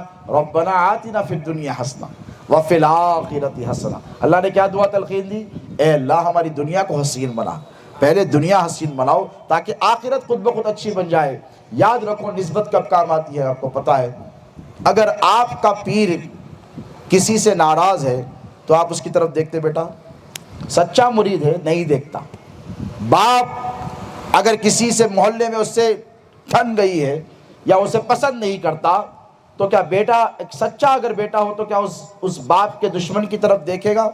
نافرمان کی طرف دیکھے گا؟ نہیں دیکھے گا۔ اگر سچا بیٹا ہو تو رخ پھیر لے گا کہ نہیں میرے بابا اس کی طرف نہیں دیکھتے، میں کیسے دیکھوں؟ میرے پیر صاحب اس کی طرف نہیں دیکھتے، میں کیسے دیکھوں؟ رسول اللہ صلی اللہ علیہ وسلم کا کلیجہ چبانے والی یزید کی دادی ہندہ تھی، ایک عورت تھی، یاد رکھیے۔ وہ سید الشہداء امیر حمزہ جس سے رسول اللہ اتنی محبت فرماتے تھے کہ جب میدان احد میں دا بیٹل آف احد میں وہ شہید ہوئے تو حضور نے کیا کیا ہے پتہ ہے آپ کو؟ کہ دنیا میں کوئی محبت کی ایسی مثال پیش نہیں کر سکتا اپنے چچا کے ساتھ۔ میرے نبی نے کیا کیا ہے پتہ ہے؟ حضرت سید الشہداء امیر حمزہ کا جنازہ سامنے رکھا، نماز پڑھائی، اللہ اکبر، نماز ہو گئی تو کہا اور ایک جنازہ لے گا۔ 70 شہداء تھے، بہت، اور میں کتنے تھے؟ 70 شہید ہوئے تھے صحابہ شہید ہوئے تھے 70۔ حضور پر اپنی جانوں کو قربان کر دیا تھا۔ حضور کے دندان مبارک بھی تبھی شہید ہوئے تھے۔ حضور بے ہوش ہو کر نیچے کی طرف تبھی تشریف لائے تھے۔ سیدہ فاطمہ نے حضور کی تیمارداریاں فرمائی تھی، بڑا سخت مرحلہ تھا اسلام کے لیے، تو حضور کو حضرت سید الشہداء سے کتنی محبت تھی۔ صاحب میں جنازہ رکھا، پڑھا، پھر کہا ایک صحابی کا لاؤ، تو صحابہ حضرت امیر حمزہ کا جنازہ اٹھانا چاہتے تھے، تو میرے حضور نے کہا نہیں، میرے چچا کا جنازہ یہی رہنے دو، رہنے دو۔ 70 مرتبہ حضور نے ان کی نماز جنازہ پڑھائی۔ کتنی؟ جو مدینے کے گورنر ہے صبح قیامت تک، اور جن کی اجازت سے لوگ مدینے میں آئیں گے اور جائیں گے صبح قیامت تک، اور جن کی مزار پر میرے مصطفیٰ ہر چہارشنبے کو حاضری دینے جایا کرتے تھے، وہ امیر حمزہ، ان کا کلیجہ کس نے چبایا ہے پتہ ہے آپ کو؟ یزید کی دادی نے، امیر معاویہ کی ماں نے۔ کیا کیا؟ عورت جب بگڑتی ہے تو کردار دیکھیے، کلیجہ نکالا، کلیجہ اس پہ شراب ڈالی، یہ عورت کا کردار ہے۔ دیکھیے غور سے سنیں مائیں بہنیں، ایک طرف عورت وہ بھی ہے جسے سمیہ کہا جاتا ہے، جو عمار بن یاسر کی والدہ ہے، جو عمار بن یاسر کی والدہ ہے، جنہیں سزا اتنی دی گئی ابو لہب اور ابو جہل کی طرف سے کہ شرمگاہ میں نیزہ مار دیا گیا اور کہا گیا کہ اب چھوڑ دے محمد کا دامن، تو کہا جسم کے ٹکڑے ٹکڑے ہو جائے، محمد عربی کی غلامی نہیں چھوڑوں گی۔ اسلام میں سب سے پہلے ایمان لانے والی عورت ہے سیدہ خدیجۃ الکبریٰ، اور اللہ کی راہ میں رسول اللہ کی محبت میں اپنی جان کا نذرانہ پیش کرنے والا کوئی مرد نہیں ہے، وہ حضرت سمیہ ہے، عمار بن یاسر کی والدہ ہے۔ تکبیر! یہ عورت جب سدھرتی ہے تو ایسی سدھر جاتی ہے، حضور خطیب زمان، ایسی سدھر جاتی ہے، اور جب بگڑتی ہے تو ہندا بن کر اس کا روپ اختیار کر آ جاتی ہے۔ کلیجے میں شراب ڈالی، چبانا چاہا نہیں چبایا، لیکن جب حضور میرے نبی مکے کو فتح کر مکے میں داخل ہوئے، ڈر گیا یہ سارا خاندان جسے بنو امیہ کہا جاتا ہے، اور کہنے لگے معافی ملے گی تو یہ میرے نبی کا دربار ہے، دیکھو اللہ، کیا میرے آقا کے سامنے، بیٹھ جاؤ نا پیچھے بیٹھ، کیا میرے آقا کے سامنے وہ منظر نہیں ہے؟ بولیے، آنکھوں کے سامنے حضور کے وہ منظر نہیں ہے کہ حضرت امیر حمزہ کا کلیجہ جس نے چبایا، ناک کاٹی، انگلیاں کاٹی، کان کاٹے، اس کا ہار بنا کر پہنا انگلیوں کا، حضور کے سامنے نہیں ہے؟ آخر کہا معافی ملے گی، حضور نے کہا تجھ سے میری کوئی ذاتی دشمنی نہیں ہے، تو عورت ہے نا، لیکن ایک بات سن، تو اس وقت تک مجھے چہرہ نہ دکھانا جب تک اجازت نہ دوں۔ حضور نے زندگی بھر اجازت نہ دی، کہا مجھ سے چہرہ میرے سامنے مت آنا۔ تو یہ جب عورت بگڑ جاتی ہے تو ایسے بگڑ جاتی ہے، اور جب سنور جاتی ہے تو ایسے سنور جاتی ہے، یاد رکھیں، یہ سلفیوں کی اذا ہیں، کوئی بات نہیں۔ تو یہ عورت کا کردار ہے۔ اب ذرا سوچئے کہ آپ پر بحیثیت مسلمان عورت کیا ذمہ داریاں عائد ہوتی ہیں؟ آپ پر یہ ذمہ داری عائد ہوتی ہے کہ آپ اسلام کی خوبیوں کو جانیں اور اس پر عمل پیرا ہونے کی کوشش کریں۔ آپ پر یہ ذمہ داری عائد ہوتی ہے کہ آپ بزرگوں کی بارگاہوں میں ضرور جائیں، میں یہ نہیں کہتا کہ نہ جائیں، لیکن کس پر نظر عنایت ہوگی پتہ ہے آپ کو؟ جس طرح ایک شیخ اگر کسی سے نظر پھیر لے تو مرید کے لیے ضروری ہے کہ وہ بھی نظر پھیر لے، جس طرح ایک باپ محلے میں کسی سے نظر پھیر لے تو بیٹا ہے تو حق ادا کرنا پڑے گا کہ وہ بھی نظر پھیر لے۔ تو ذرا سوچو، جب اللہ ہم سے نظر پھیر لے گا تو کیا غوث اعظم نظر عنایت فرمائیں گے؟ نہیں، ہم 11ویں کرتی ہیں اور ہمارے کام نہیں بنتے اور ہم پریشان ہو جاتے ہیں۔ کیوں پریشان ہو جاتے ہیں؟ ہم یہ سمجھتے ہیں کہ ہم نے تو 11ویں کر دی، ہمارا حق ادا کر دیا، لیکن یاد رکھو 12ویں کر دی یا چھٹی کر دی یا کسی بزرگ کی نیاز کر دی یا بیویوں کا قصہ سنا لیا، فاتحہ نذر و نیاز کا اہتمام کر دیا، لیکن اس کے بعد ہمارا کام نہیں بنتا۔ کیوں نہیں بنتا؟ اسی لیے کہ آپ جا تو رہی ہیں یوسفین کی بارگاہ میں، آپ جا تو رہی ہیں بابا شرف الدین کے پاس، آپ حاضری لگا رہی ہیں سرکار موسیٰ قادری کے دربار میں، لیکن کبھی آپ نے سوچا انہوں نے آپ کی طرف دیکھا؟ وہ نظر پھیر لے رہے ہیں، وہ نہیں دیکھ رہے ہیں۔ کیوں نہیں دیکھ رہے ہیں؟ کیونکہ اللہ نے نظر پھیر لی ہے۔ اب ذرا سوچا آپ نے کہ اللہ نے نظر کیوں پھیری ہے ہم سے؟ اسی لیے کہ نماز کی پابندی نہیں ہے۔ کیا ہے؟ نماز کی پابندی نہیں ہے۔ موبائل فون جب سے آیا ہے، جب سے زندگیاں برباد ہو گئی ہیں، یہ 5G کی ٹیکنالوجی جب سے آئی ہے، یہ کسی کو جینے نہیں دیتی ہے۔ جسے دیکھیے موبائل فون، 24 گھنٹے موبائل فون۔ پہلے کا ٹی وی تو لاکھ درجے پھر بھی غنیمت تھا کہ اسے آن کرنا پڑتا، آواز بڑھانی پڑتی تھی، لیکن آج کا موبائل فون تو ایسا ہے کہ 24 گھنٹے کھانا پک رہا ہے، موبائل چل رہا ہے، گانے چل رہے ہیں، سیریل چل رہے ہیں۔ اس کے بعد ہم یہ سمجھتی ہیں، توقع کرتی ہے کہ ہمارا شوہر ہمارے ساتھ اچھا برتاؤ کرے، نہیں کرتا۔ کیوں نہیں کرتا؟ معصیت کی وجہ سے اللہ نے چہرہ پھیر لیا ہے۔ اور جس سے اللہ چہرہ پھیر لے، بتاؤ کیا کوئی ہے طاقت دنیا میں جو اس کے کام سنوار سکے؟ نہیں۔ جس سے اللہ چہرہ پھیر لیتا ہے نا، اس پر شیطان حاوی ہو جاتا ہے اور مسلط ہو جاتا ہے شیطان اس پر۔ حدیث شریف کا مفہوم ہے، یاد رکھیں۔ اللہ کے رسول علیہ الصلوۃ والسلام فرماتے ہیں کہ جب بندہ مومن نمازوں سے اجتناب کرتا ہے اور نماز نہیں پڑھتا تو اللہ ایک بار اسے مہلت دیتا ہے، پھر دیتا ہے، پھر دیتا ہے۔ اس کے بعد آسمانوں میں منادی کر دیتا ہے کہ اس بندے سے جو تارک الصلاۃ ہے، جو بغیر کسی عذر کے نماز نہیں پڑھتا، اسے کہہ دو، اس کو منادی دے دو، یہ اس کو اعلان سنا دو ہمارا کہ ہم نے ہمارا جو ذمہ اس پر تھا، کیا تھا؟ ذمہ جو اس پر تھا، ہم نے ذمہ واپس لے لیا ہے۔ ذرا سوچئے، معمولی الفاظ نہیں ہیں۔ باپ پر یہ ذمہ داری ہے کہ وہ اولاد کو کھلائے، کھلاتا ہے کہ نہیں باپ؟ ماں پر ذمہ داری ہے کہ روٹی پکائے۔ اگر کل کے دن بچوں کے سامنے بچے گھر کو آئیں اور باپ کہے آج سے میں ذمہ واپس لے لیا، تو یہ چھوٹا بچہ کہاں جائے گا؟ چلو جوان ہو تو الگ بات ہو، چھوٹا بچہ کہاں جائے گا؟ اور ماں اگر کہے کہ میں اب نہیں پکاتی روٹی تیرے لیے، جا میں نے آج سے ذمہ ختم کر لیا۔ توجہ سے سنیں، یہ بات بڑی میں اہم بات آپ کو سنا رہا ہوں۔ اگر ماں یہ کہہ دے کہ بیٹے جا مننے، آج سے ذمہ داری میری نہیں ہے، تو وہ کہاں جائے گا؟ کس کے پاس جا کر مانگے گا؟ ٹھیک اسی طرح اللہ فرما رہا ہے کہ جو نماز نہیں پڑھتا، میں اپنا ذمہ اس پر سے واپس لے لیتا ہوں۔ اب کہاں جاؤ گے؟ کس بارگاہ میں جاؤ گے؟ کس خانقاہ میں جاؤ گے؟ تو یاد رکھو، نماز پڑھو میری بہنوں۔ سیدہ کائنات کی تم کنیز ہو، فاطمہ زہرا سلام اللہ علیہا سے محبت اور عقیدت رکھتی ہو۔ ان کا معاملہ کیا تھا معلوم؟ دن بھر کام کرتی سیدہ، چکی چلاتی، ہاتھوں میں گھٹے پڑ جاتے، اس کے باوجود جب رات آتی تو شیر خدا دیکھتے رہتے۔ علی مرتضیٰ ہے نا، مولائے کائنات، کیا عبادتوں میں کچھ کم رہے ہوں گے؟ بولیے، لیکن مولا بھی تھک جاتے۔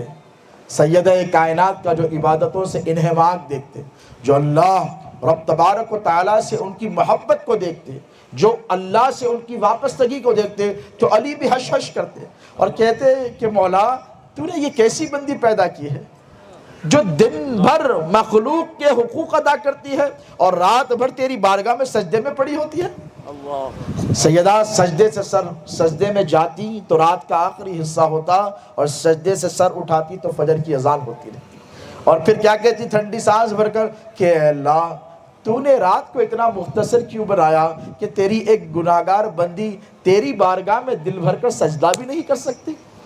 تو یہ کردار سیدہ کائنات کا تھا۔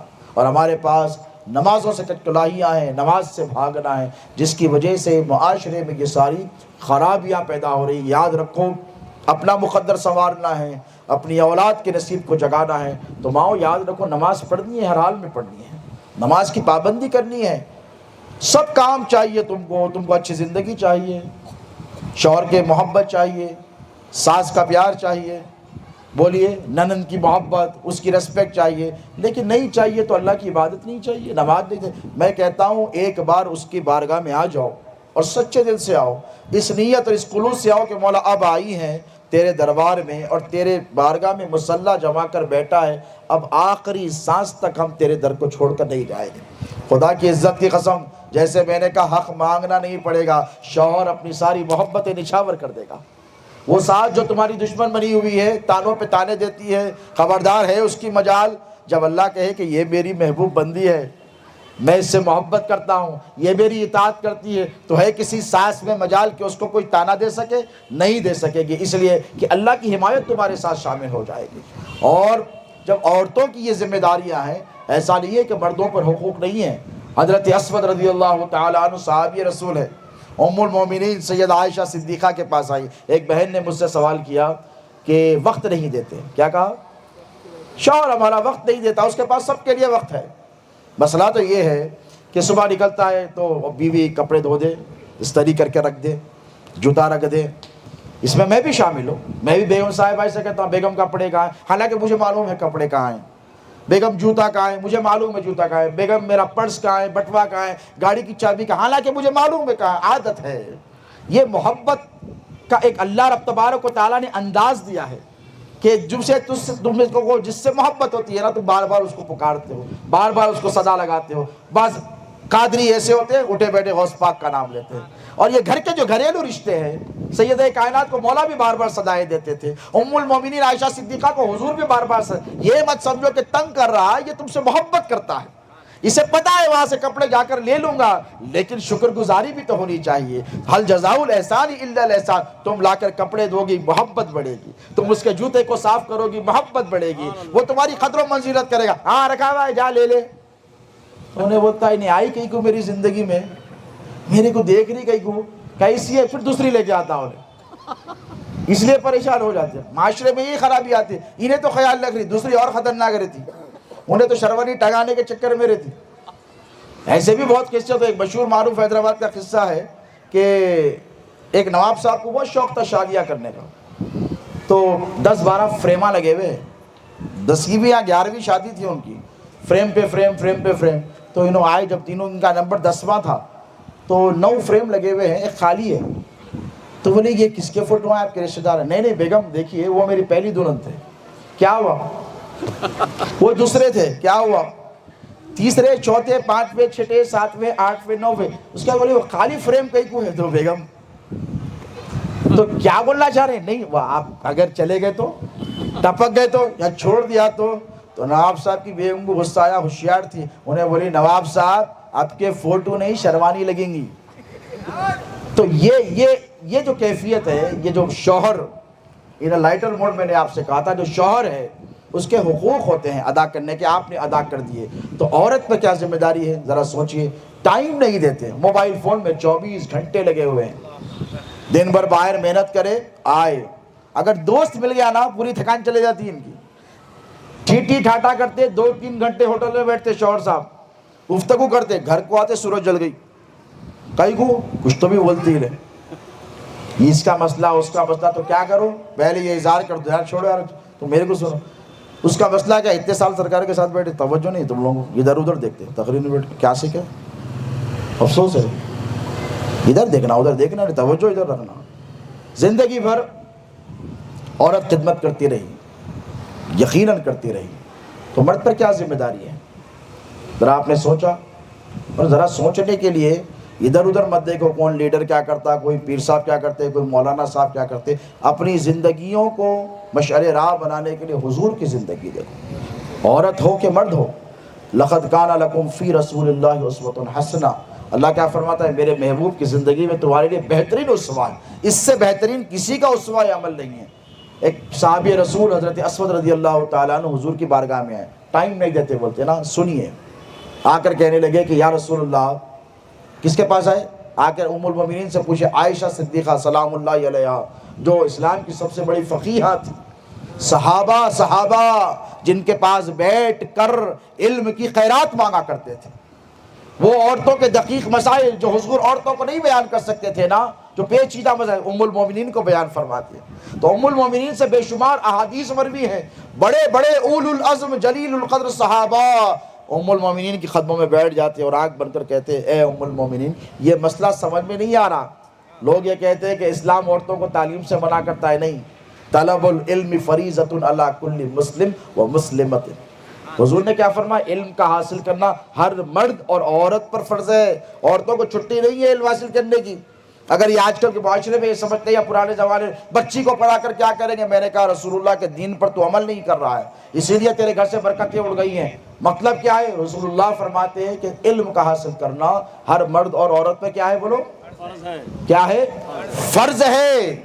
حضرت اسود ام المومنین عائشہ صدیقہ کی بارگاہ میں آئے اور آ کے پوچھے کہ اے ام المومنین, اے ہماری ماں, مسلمانوں کی ماں, ہمیں حضور کی باہر کی زندگی تو سب معلوم ہے کہ کہ رسول اللہ اپنا وقت کیسے گزارتے یہ ہم نے دیکھا، لیکن یہ بتائیے گھر میں آئے بعد حضور کے کیسے معاملات ہوتے؟ حضور کی عبادات ہم نے مسجد نبوی میں تو دیکھ لی ہیں، لیکن حضور کی عبادتوں کا انداز گھر میں کیا ہوتا؟ میرے نبی کے معاملات گھر میں کیسے ہوتے؟ ذکر و اذکار، یہ سمجھ رہے تھے کہ ام المومنین یہ جواب دیں گی کہ اے اسود، اے میرے نبی کے میرے آقا کے صحابی، حضور کا معاملہ یہ ہوتا، آتے ایسے نوافل پڑھتے، ایسی رات کی عبادتیں کرتے۔ وہ چونک گئے، ذرا توجہ سے سنیں۔ کہاں دیکھ رہے بابا؟ کہاں دیکھ رہے؟ کوئی بھی نہیں ہو رہا۔ وہ چونک گئے اور چونک کر عرض کرنے لگے کہ اے ام المومنین کیا کرتے تھے آقا؟ تو ام المومنین نے فرمایا جب میرے آقا دن بھر کی مشقتوں، محنتوں، عبادتوں، ریاضتوں، جنگوں کے بعد گھر کو آتے رہی ہوتی تو حضور لکڑیاں لا کر دیتے۔ سبحان اللہ۔ میں اگر برتن دھو رہی ہوتی، برتن زیادہ ہوتے تو میرے نبی کچھ برتن لے لیتے اور وہ دھویا کرتے، اللہ اکبر، سبحان اللہ۔ اور اگر کسی چیز کی ضرورت ہوتی تو جا کے خود لے کر آتے۔ اور کہا اور کیا کرتے؟ تو فرمایا گھر کے خانہ داری کے سارے امور انجام دیتے، کپڑے جمایا کرتے تھے، رات کا وقت ہوتا تو بستر صاف کیا کرتے تھے۔ اور ایک مرتبہ تو میں نے دیکھا، میں مشغول تھی، میرے نبی کے موزے کا ٹاکا ٹوٹ گیا، جوتی کا، نالے پاک کا، تو میں نے کہا کہ یا رسول اللہ اب آپ کیسے جائیں گے؟ تو کہا اے عائشہ تم اپنے کاموں میں لگی رہو، میں اس کو صحیح کر لوں گا اپنے ہاتھوں سے۔ دیکھو یہ حضور کی زندگی ہے۔ حضور نے ام المومنین عائشہ صدیقہ رضی اللہ تعالی عنہا پر یہ ذمہ داری عائد نہیں کی کہ آپ کام کریں، وہ کرتی تو دعا دیتے، لیکن کیا کرتے حضور؟ کاموں میں ہاتھ بٹایا کرتے تھے۔ یہ میرے آقا علیہ الصلوۃ والسلام کا اسوہ مبارک ہے۔ تو دوستو، موبائل فون میں بیٹھ کر تم اپنے گھر میں افلاس لا رہے ہو۔ تم پر یہ فرض ہے کہ تم اپنی بیوی کو وقت دو، اولاد کو وقت دو، تربیت کا وقت دو۔ تعلیم تو وہ باہر سے حاصل کر کے آ رہی ہے بیٹی، لیکن تربیت کا آپ کو پتہ نہیں ہے۔ آج مسئلہ ارتداد ہے، غیروں کی نگاہیں ہماری بچیوں کی طرف ہیں۔ کتنے ایسے بچیاں ہیں جو غیر مسلم مردوں کے ساتھ بھاگ رہی ہیں، اور وہ اپنے گھر کو رسوا نہیں کر رہی ہیں بلکہ سارے مسلمانوں کو رسوا کر رہی ہیں، اور اس کی ذمہ داری باپ پر آتی ہے۔ باپ یہ سمجھتا ہے کہ 2 وقت کی روٹی دے دی، اس کو ایک موبائل فون دلا دیا، یا پھر اس کے کپڑوں کا انتظام کر دیا، اسکول کی فیس دے دی، بات ختم ہو گئی۔ نہیں، یاد رکھو ہر مسلمان پر یہ ذمہ داری ہے، ہر مسلمان پر میں کہہ رہا ہوں، ہر مسلمان پر یہ فرض ہے کہ وہ اپنے مسلم معاشرے کی بیٹیوں پر نگاہ رکھے۔ کوئی آٹو چلا رہا ہے نا مسلمان، آٹو والا ہے جو اسکول کو لے جاتا ہے یا کالج کو، وہ نظر رکھے، اس لیے نظر رکھے کہ تم اس پر نظر رکھو گے تو اللہ تم پر نظر رکھے گا۔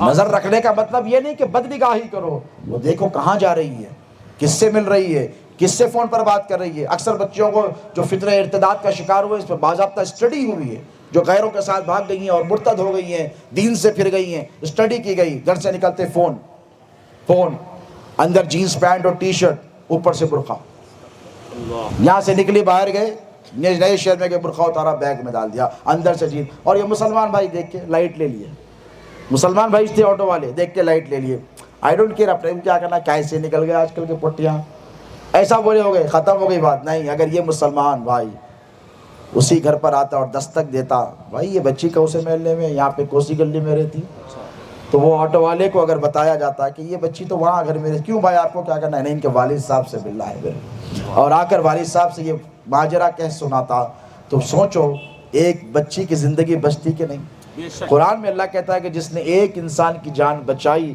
اس نے ساری انسانیت کو بچایا، تو جس نے ایک مسلمان کو بچایا اس نے سارے مسلم معاشرے کو بچایا۔ یہ ذمہ داری ہے، دکان والا ہے تو اس کی ذمہ داری ہے معاشرے پہ نظر رکھے۔ آپ دکان والے ہیں، کپڑے کا کاروبار ہے، ترکاری کا کاروبار ہے، جو بھی ہے آپ نظر رکھیں اور اپنے اس بچی کے ماں باپ کو اطلاع کریں تاکہ ایک صالح معاشرے کو تشکیل دیا جا سکے۔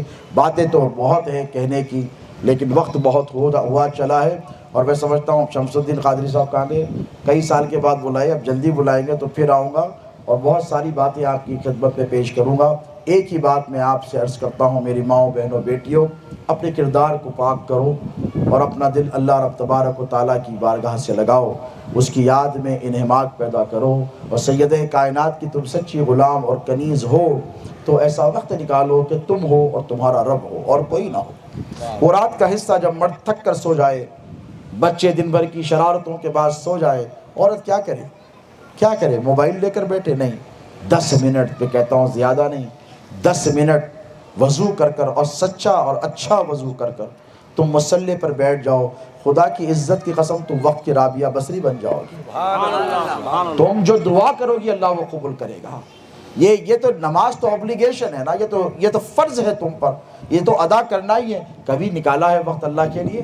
یعنی تم ہو، تمہارا رب ہو، رات کی تنہائی ہو اور سارے معاملات پیش کر دو۔ خدا کی عزت کی قسم ہمارے پاس نسبتوں کی کمی نہیں ہے۔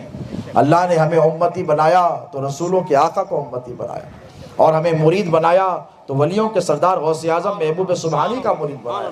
ہمارے پاس نسبتوں کی کمی نہیں ہے، بس تھوڑی سی پریکٹیکلٹی کی ضرورت ہے، تھوڑے سے عمل کی ضرورت ہے۔ چند قدم آگے بڑھو۔ اللہ کے رسول صلی اللہ علیہ وسلم فرماتے ہیں، حدیث قدسی ہے، اللہ کہتا ہے کہ اے محبوب، اگر کوئی میرا بندہ یا بندی میری طرف، یعنی میری طرف، اس کا مطلب یہ نہیں کہ کعبے کی طرف، اس کا مطلب یہ نہیں کہ صرف مسجد کی طرف، اس کی طرف، اس کے گھر کی طرف نہیں، اس کی طرف، اس کی ذات کی طرف، اس کی محبت کی طرف۔ آقا فرماتے ہیں کوئی بندہ یا بندی ایک بالش چلتا ہے تو اللہ فرماتا ہے کہ میں ایک ہاتھ اس کی طرف بڑھ جاتا ہوں۔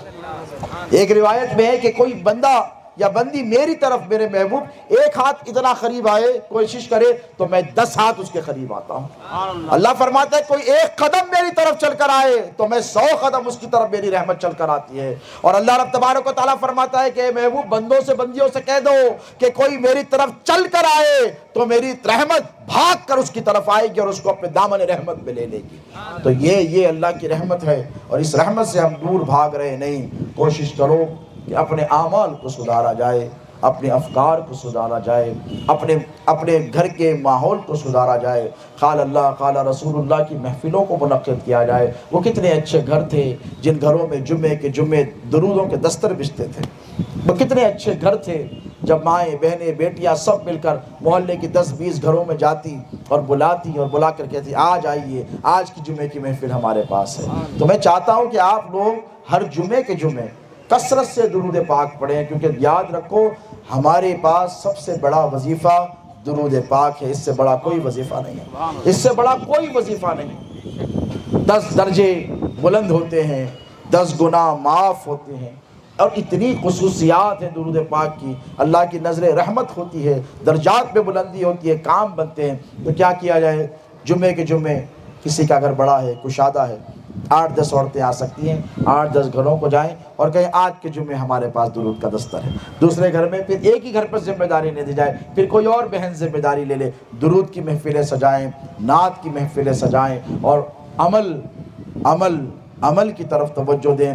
یقیناً اہل سنت کے پاس عمل بہت کم ہے، پھر بھی اللہ ان بچوں کو، ہمارے شمس الدین قادری ہے، عابد ہے، وغیرہ ہوں میں، کون ہے آپ کے ساتھ؟ اور محسن ہے، عبدالرزاق ہے، ذاکر میاں ہے ساتھ جڑے۔ یہ کیا ہے؟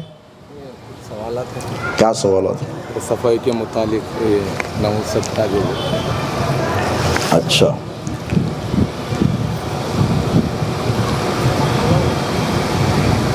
کیا لکھا؟ حقیقہ کے والدین کے پیسوں سے ہوتا ہے یا پھر اپنے بچوں کے پیسوں سے بھی کر سکتے ہیں، اور کسی کا انتقال ہو جائے تو۔ دیکھیے، جہاں تک سفر کے مہینے کی نحوست کا تعلق ہے، یہ ایک مفروضہ خیال ہے، اور یہ ایک باطل عقیدہ ہے، یہ جھوٹا عقیدہ ہے۔ کوئی دن نحوس نہیں ہوتا یا منحوس نہیں ہوتا۔ اللہ کے رسول علیہ الصلوۃ والسلام کی ارشادات کی روشنی میں سفر المظفر کہا گیا ہے، سفر کامیابی کا مہینہ کیا ہے۔ اور اگر سفر نحوست کا مہینہ ہوتا تو کیا اللہ کے رسول صلی اللہ علیہ وسلم سیدہ فاطمہ کا نکاح مولا علی سے سفر کے مہینے میں کرتے؟ نہیں کرتے۔ تو یہ دلیل رد ہو گئی، یہ مفروضہ عقیدہ رد ہو گیا کہ سفر نحوست کا۔ اسلام میں ایسی کوئی چیز نہیں ہے۔ حضور نے بدشگونی لینے سے سخت طور پر منع کیا ہے۔ یہ اسلام کے علاوہ اگر کوئی سوال کرے نا، میں جواب دیتا اسے، لیکن بحیثیت مسلمان رسول اللہ کا ارشاد ہے، وَمَا آتَاكُمُ الرَّسُولُ فَخُذُوهُ وَمَا نَهَاكُمْ عَنْهُ فَانْتَهُوا۔ اللہ قرآن میں فرماتا ہے جو میرا رسول دے دے وہ لے لو، اور جس سے روکے رک جاؤ. تو سفر کو منحوس ماننے سے یا اس سے نحوست لینے بدشگونی کرنے سے رسول اللہ صلی اللہ علیہ وسلم نے منع فرمایا ہے. اور اسلام میں نحوست کا کوئی تصور ہی نہیں ہے. ہر دن متبرک ہے, ہر دن مبارک ہے, ہر ساعت اچھی ہے, لیکن کب اچھی ہے؟ جب آپ اچھے ہیں, آپ کا دل پاک ہے, آپ کا عقیدہ پاک ہے, جب آپ کے اعمال اچھے ہیں. اور آج جب آپ کا جس دن آپ کا رشتہ آپ کے رب سے جڑا ہوا ہے وہ دن آپ کے لیے مبارک ہے. اور جس دن آپ کا رشتہ آپ کے رب اور آپ کے رسول سے کٹ گیا ہے, ڈسکنیکٹڈ ہو گئے, وہ دن آپ کے لیے منحوس ہے. نحوست کا تعلق یاد رکھیں اللہ اس کے رسول کی ذات سے ہے, تو آپ نحوست سے بچیں گے, منحوس ہونے سے بچیں گے. ہمارے نزدیک منحوس وہ ہے جو نماز نہیں پڑھتا, ہمارے نزدیک منحوس وہ ہے جو رسول اللہ کی تعلیمات پر عمل نہیں کرتا, جو سنتوں پر عمل نہیں کرتا. نحوست اس کے لیے ہے. لیکن یاد رکھیں جنرلی اسپیکنگ اگر دیکھا جائے تو اسلام کے دائرے کار میں بحیثیت مسلمان اگر فکر و غور کیا جائے تو ہمارے پاس کوئی چیز بدشگونی نہیں ہے. بلکہ یاد رکھیے سفر مبارک مہینہ ہے. یہ 13 تیزی کا کانسیپٹ کہاں سے لا لیے؟ صدقہ تو ہر حال میں کیا جائے نا. حضور نے کیا فرمایا؟ دا امراضکم بالصدقہ, اپنے بیماریوں کا علاج صدقے سے کرو. 13 تیزی کہیں لکھا ہوا ہے؟ 13 تیزی میں پریشان, رات میں بچے پریشان, اماں پریشان, کیا ہو رہا اماں؟ 13 تیزی ہے, 13 تیزی ہے. یہ کہاں پر لکھا ہوا ہے؟ نہیں آج 13 تیزی ہے, وہ نیچے یہ لکھ دو, بنا میں رکھ دو. ارے ہر حال میں کرو, ہر حال میں کرو, جب چاہے صدقہ کرو. لیکن یہ 13 تیزی, یہ سفر, یہ نحوست, اس کا اسلام سے قطعی طور پہ تعلق نہیں ہے. اور اگر اس عقیدے پر, مفروضہ عقیدے پر کوئی عمل کرتا ہے تو یاد رکھیں عند اللہ یعنی اللہ کے نزدیک اور عند الرسول وہ گناہگار ہو رہا ہے, وہ گناہگار ہو رہا ہے اسلامی تعلیمات کے بغیر. اب تک سمجھتے تو ٹھیک تھا, لیکن اب علم ہو گیا ہے تو اب آپ کو اپنا عقیدہ, اپنا نظریہ, اپنا مطمع نظر بدلنا پڑے گا. ایک اور سوال کسی بہن نے کیا, عقیقہ کیا والدین کے پیسوں سے ہوتا ہے؟ دیکھیے رسول اللہ صلی اللہ علیہ وسلم کی سنت کریمہ ہے کہ حضور نے امام حسن اور امام حسین کا 7ویں دن عقیقہ کیا تھا. یہ ہمارے لیے سب سے بڑی دلیل اور حجت ہے, اس سے بڑی کوئی دلیل نہیں ہے. نانا نے کیا تھا نواسوں کا, باپ ہے تو بیٹوں کا کرے. اور اگر پیسے نہیں ہیں کسی کے پاس, پرانے زمانے میں, اب تو نہیں ہو رہا ایسا, پہلے بہت ہوتا تھا, 50 سال 80 سال کے ضعیف صاحب کا عقیقہ میں خود کھایا. کیا ہو رہا؟ جی حضرت میرا عقیقہ کر لے رہا ہوں, حج کو جا رہا ہوں. کہیں کو ابا نہیں کرے, ہمارے حالات ایسے نہیں تھے. لیکن آج تو ایسی صورتحال الحمدللہ نہیں ہے. عقیقہ مسنون ہے, اگر کر لو تو اجر و ثواب ہے. اللہ کے پاس بچہ گروی ہے, وہ گروی پہ چھڑا لینا ہے, اس کے فائدے ہیں. دیکھیے عقیقے کا معاملہ یہ ہے کہ بیٹا ہے, لڑکا ہے تو 2 بکرے, لڑکی ہے تو 1 بکرا کاٹنا ہے. جیسے قربانی کا گوشت کا معاملہ ہے, خود ہی کھا لینا ہے, بال نکال لینا ہے, اس کے برابر جو ہے وزن ہے تو صدقہ کر دینا. پہلے زمانے میں جلدی اس لیے کرتے تھے, بعد میں بالا بہت بڑے ہو گئے تو چاندی زیادہ جاتی, اس لیے جلدی کر لیتے تھے. تو جلدی کر لیا جائے. اور اگر کسی کے پاس اسباب نہیں ہوتے ہیں تو کسی کے بھی پیسے سے, میں نے کئی لوگوں کو دیکھا ہے خود اپنے پیسے سے بھی عقیقہ کر سکتے. جب حج کر سکتے ہیں اپنے پیسے سے تو عقیقہ کہیں کو نہیں کر سکتے. ابا کے پیسے ہونا کا عقیقہ کرنا, شوہر کا انتقال ہو گیا, ان کی یعنی بیوی کا عقیقہ کرنا ہے, بچوں کے پیسوں سے برابر ہوتا ہے. کسی کے بھی پیسے سے ہو سکتا ہے عقیقہ, بشرطے کہ پیسہ پاک ہونا چاہیے. دیکھیں اسلام میں جو غم ہے, جو سوگ ہے, وہ 3 روز کا ہے. کتنا؟ 3 روز کا. اور ایک بات یاد رکھیے کہ آج کل معاشرے میں یہ خرابی بہت ہے. کسی نے پوچھا کہ کسی شخص کا انتقال ہو جائے تو ان کے بچوں پر کتنے دن کا غم ہوتا ہے اور ان کی بیوی کو کتنے دن کا غم ہے. عورت کے لیے تو عدت کے ایام ہے, 4 مہینے 4 دن کے, وہ تو اس کو ادا کرنے ہی ہیں. یعنی وہ کسی شوہر کا اس کے انتقال ہو جائے شوہر کا تو اکیلے نہیں جا سکتی. یہ مطلب یہ نہیں گھر کے باہر ہی نہیں نکل سکتی, یہ بھی باطل عقیدہ ہے. فقہاء کرام نے اس کی بھی سخت ممانعت فرمائی ہے. عورت نکل سکتی ہے, کس کے ساتھ نکل سکتی ہے؟ اپنے بیٹے کے ساتھ جا سکتی ہے. محرم چاہیے, کیا چاہیے بولیے؟ محرم چاہیے. بھائی کے ساتھ جا سکتی ہے, جو محرم اس کے رشتے ہیں. رضائی اگر کوئی بھائی ہے تو اس کے ساتھ جا سکتی ہے. اور کب جا سکتی ہے؟ ضرورت ہو. تہمتوں سے بچنا چاہیے, تہمتوں سے بچنا چاہیے. 4 مہینے چند دن وہ گزارنے, وہ تو عدت کے, وہ اسے سوگ نہیں کہا جائے گا, اسے عدت کے دن کہا جائے گا. ٹھیک ہے. اور دوسری چیز جو ہے, بچوں پر کتنے کا غم ہے, تو اسلام میں 3 دن کا سوگ جائز ہے.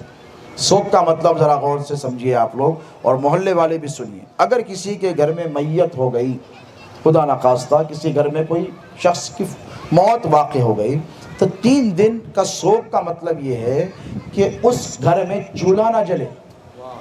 یہ اسلام اور رحمت للعالمین کا مسلمانوں پر کتنا بڑا احسان ہے. دیکھیے گھر میں ایک طرف موتا ہو گئی ہے, کسی کا باپ چلا گیا یا کسی کا بیٹا چلا گیا, کوئی بھی رشتہ دار کا انتقال ہو گیا, تو غم کے حالت میں انسان نڈھال ہو جاتا ہے, یعنی اسے کھانے پینے کی طرف توجہ نہیں ہوتی. اب کہاں اتنی فرصت ہوگی کہ سودا منگائے, کھانا پکائے, روٹی ڈالے, آٹا گوندے, یہ اطلاع آپ کی طرف توجہ نہیں ہوتی ہے, نعمات کھانے سے نہیں ہوتا. تو ایسی صورتحال میں اللہ کے رسول صلی اللہ علیہ وسلم نے کیا فرمایا, محلے والوں پر یہ واجب ہے. کیا ہے؟ واجب ہے. میں ذمہ داری سے کہہ رہا ہوں, واجب ہے کہ 3 دن تک اس گھر میں 3 وقت کھانا پہنچائے. اگر وہ لوگ 2 ٹائم کھاتے تو 2 ٹائم, 3 ٹائم کھاتے تو 3 ٹائم, یہاں تک کہ چائے تک پہنچائے. اور اگر نہیں پہنچاتے ہیں تو وہ اللہ کے نزدیک گناہگار ہے. سارا محلہ گناہگار ہے, سارا محلہ گناہگار ہے. تو یہ حاضری کا کھانا جسے کہتے ہیں یہ بری چیز نہیں ہے, بلکہ اسلام کے عین قوانین کے مطابق ہے. اور اکثر محلوں میں دیکھتا ہوں کہ لوگ اس کے حقوق کو ادا نہیں کرتے اور اس کا وبال سارے محلے پر آتا ہے. اللہ جتنے گھروں میں لوگ رہتے ہیں بستے ہیں, اللہ سب کی عمر دراز فرمائے. لیکن حاضری اور سوگ اور یہ عدت کے دنوں کی خاص طور پر خیال رکھنا چاہیے. درود شریف کی فضیلت تو میں نے آپ سے ابھی عرض کی ہے کہ درود کثرت سے پڑھا جائے. حضور نے کیا فرمایا کہ جو کثرت سے درود پڑھے گا اس کے تمام کاموں کی کفالت میں خود لیتا ہوں. سبحان اللہ. کیا فرماتے ہیں حضور؟ آئی ایم ریسپانسبل, میں ریسپانسبلٹی لیتا ہوں جو کثرت سے درود پڑھے. اب کثرت سے درود ہر ایک کے نزدیک الگ الگ اس کے سٹیجز ہیں. بعض کے نزدیک 1000 مرتبہ, 1000 مرہ, 1000 مرتبہ. اولیاء کاملین کا طریقہ کیا ہے؟ روز 1000 مرتبہ درود پڑھتے. حضور نے کیا فرمایا؟ کثرت سے درود پڑھنے والے کا میں کفیل بنتا ہوں. اور حضور نے فرمایا جو کثرت سے درود پڑھتا ہے اس کے سارے کام میرے ذمہ ہیں. کوئی کام بگڑ رہا ہے تو حضور کہتے ہیں میں آ کے ٹھہر جاؤں گا, کام بگڑنے نہیں دوں گا, کیونکہ تم مجھ پر درود پڑھتا ہے نا, تم مجھ سے محبت کرتا ہے. تو ایسا تھوڑی ہوگا کہ تم مصیبت میں ہو تو تیرا نبی آرام سے بیٹھا رہے گا. نہیں, حضور فرمایا میں آ جاؤں گا. ارے بھائی غوث اعظم آ جائیں تو مردے زندہ ہو جاتے ہیں, تو جب حضور آ جائیں تو کیا معاملے ہوں گے ذرا سو. اور اگر تمہاری وجہ سے کسی محلے میں حضور آ جائیں, بخت مدار میں میرے آقا آ جائیں, اگر 11000 کے درود کا دستہ لگاؤ, 1.25 لاکھ کا درود کا دستہ لگاؤ, اور ذرا سوچو حضور فرماتے میں آ جاؤں, اور یقیناً حضور تشریف لاتے ہیں ہر طرف. اور حضور اگر محلے میں آ جائے تو سارے محلے پر ان عورتوں کا احسان ہوگا کہ انہوں نے درود کا دستر سجایا تھا.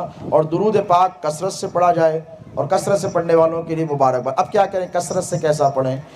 1000 مرتبہ تو آپ کے لیے عمومی طور پر جنرل پبلک کے لیے مشکل ہے. صوفیاء کرام فرماتے ہیں کہ جس نے دن میں 1 مرتبہ 313 مرتبہ اصحاب بدر کی تعداد کے مطابق 313 مرتبہ کسی نے روزانہ درود پڑھا تو اس کا شمار کثرت سے درود پڑھنے والوں میں ہو جائے گا. اتنا تو پڑھ سکتے ہیں نا, 3 تسبیحاں ہیں. اور ہمارے عورتیں کرتے کیا, ادھر کھانا چل رہا ہے, آج کل تو بلوٹوتھ آ گیا, کان میں لگائے گی, شروع ہو گئے دن دن دن دن, ڈاؤن لوڈنگ, پوری اپلوڈنگ, پھر down loading, uploading, down loading. کیا کرتے ہیں کسی کے معاملے, ان کی بچی کیا کر رہی, ہمارے کو کیا کرنا ہے, ہماری بچی کیا کر رہی, توجہ رکھو. ان کے گھر میں کیا ہو رہا چھوڑو, آپ کے گھر میں کیا ہو رہا دیکھو. تجسس مت کرو.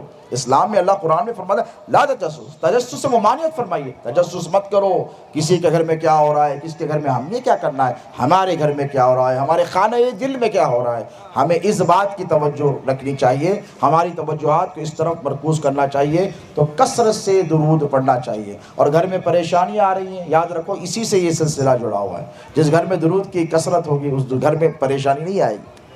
جہاں حضور کی توجہات ہوں گی, گھر صاف رکھو, پاک رکھو, قلب و نظر کو, مطمع نظر کو, فکر کو پاک رکھو. یقیناً جب اتنی پاکیاں ہوگی تو ناپاکی نہیں آئے گی. تو ضرورت اس بات کی ہے کہ درود شریف کے تو بے شمار فضائل ہیں. کسی شاعر نے کہا تھا کہ قدم قدم پہ خدا کی مدد پہنچتی ہے, درود سے میرے دل کو رسد پہنچتی ہے.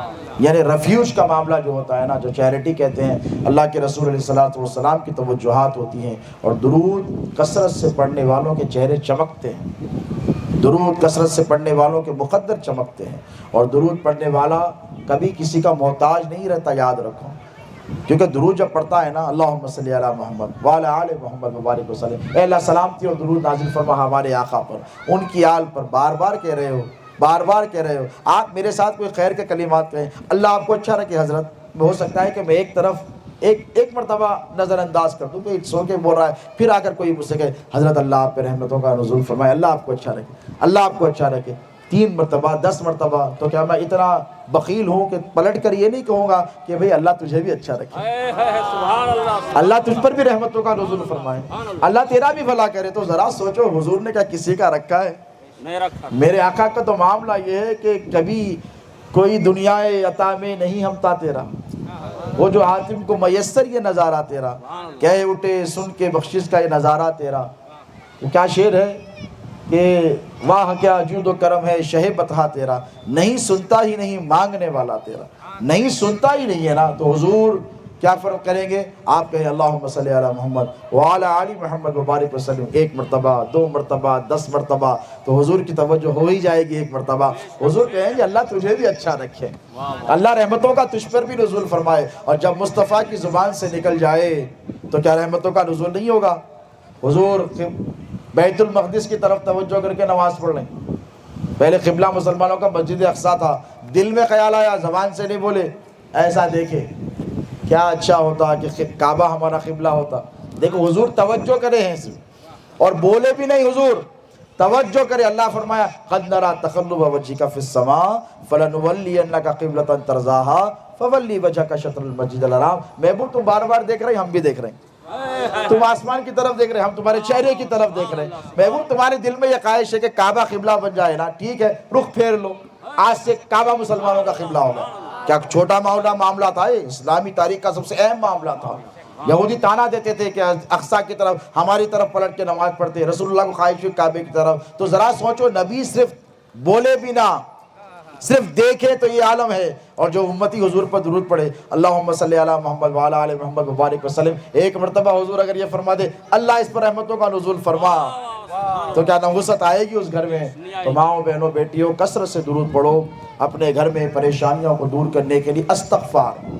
استغفر اللہ، ایک وظیفہ آپ کو بتا رہا ہوں، اس سے بڑا کوئی وظیفہ نہیں۔ درود پڑھو، استغفار پڑھو، درود دل کو پاک کرنے کے لیے پڑھو، اور استغفر اللہ زبان کو پاک کرنے کے لیے۔ سبحان اللہ۔ دیکھو اگر زبان کا ذائقہ چلے جائے، زبان بیماروں سے پوچھو ذائقہ چلے جائے، ٹیسٹ بڈز ختم ہو جاتے ہیں۔ زبان کا ذائقہ کتنی بھی اچھی چیز اسے کھلاؤ بس سمجھ میں آتا کیا بنائے گی اماں، میرے کو تو کچھ بھی سمجھ میں نہیں آ رہا، کیا ٹیسٹ ہے کیا ہے گی، کیوں؟ ذائقہ ختم ہو گیا دواؤں کی وجہ سے، بیماریوں کی وجہ سے۔ تو زبان کو پاک کرنا ضروری ہے، زبان کو بولو پاک کرنا ضروری ہے۔ زبان کو پاک کرنے کے لیے استغفار کی کثرت کرو، دل کو پاک کرنے کے لیے درود پڑھو، اللہ کی بارگاہ میں صرف ایک ہی کام کرو، استغفر اللہ استغفر اللہ استغفر اللہ، مطلب کہ اللہ مجھے معاف کر دے، اللہ مجھے معاف کر دے، اللہ مجھے معاف کر دے۔ اللہ رب تبارک و تعالیٰ قرآن میں فرماتا ہے کہ جو بندہ کثرت سے استغفار کرتا ہے میں اسے وہاں سے دیتا ہوں جہاں سے اس نے گمان بھی نہیں کیا۔ یہ اللہ کا وعدہ ہے، لا یحتسب، اللہ کے رسول فرماتے ہیں لا یحتسب، تو نے سوچا بھی نہیں تجھے وہاں سے رزق دیا جائے گا۔ تو 2 کامیں آپ کو کرنے ہیں زندگی میں، یاد رکھیں نمازوں کے علاوہ۔ ایسا نہیں کہ نماز سے چھٹی مل گئی ہے، نماز سے چھٹی نہیں ہے۔ درود کتنی بار پڑھیں گے؟ 313 مرتبہ۔ کثرت سے زیادہ پڑھ سکتے ہیں لیکن منیمم کتنا پڑھیں گے؟ 313 مرتبہ پڑھیں گے، اور استغفر اللہ کم سے کم 100 مرتبہ۔ یہ بھی حضور کا طریقہ کار ہے، اس سے کم نہیں، اس سے کم نہیں۔ کیوں؟ حضور فرماتے ہیں مجھے دیکھو میں اللہ کی بارگاہ میں روزانہ 100 مرتبہ استغفار کرتا ہوں، اور حالانکہ نبی معصوم عن الخطا ہوتا ہے، نبی سے غلطی ہوتی ہی نہیں ہے، تو پھر استغفار کہے گا۔ صحابہ نے پوچھا یا رسول اللہ نبی سے تو غلطی ہوتی نہیں، پھر آپ معافی کس بات کی طلب کر رہے ہیں؟ تو حضور نے فرمایا کیا اللہ کا میں شکر گزار بندہ نہ بنوں؟ تو حضور نے یہ طریقہ بتایا کہ 100 مرتبہ کم سے کم روزانہ جو بندہ استغفار کرتا ہے، اور استغفار کا مطلب تعلق زبان سے نہیں ہوتا، صرف دل سے ہوتا ہے۔ استغفر اللہ استغفر اللہ استغفر اللہ نہیں، اللہ قبول کرے گا جب استغفر اللہ پڑھو۔ کیا پڑھو؟